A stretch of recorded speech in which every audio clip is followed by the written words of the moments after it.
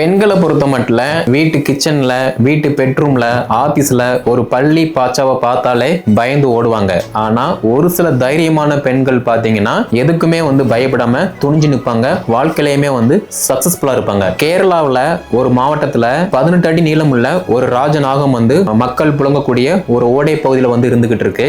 மக்கள் பயப்படுறாங்க. வனத்துறைக்கு இன்ஃபார்ம் பண்றாங்க. வனத்துறையினர் அந்த இடத்துக்கு வராங்க. 18 அடி நீளமுள்ள ராஜநாகம் பாம்பை பார்த்தாலே படையுமே நடங்கும். ஆனா தனி ஒரு பெண் வன அதிகாரி பாத்தீங்கன்னா அந்த பாம்பை அசால்ட்டா புடிச்சிட்டு வனத்துறையில விடுதாங்க.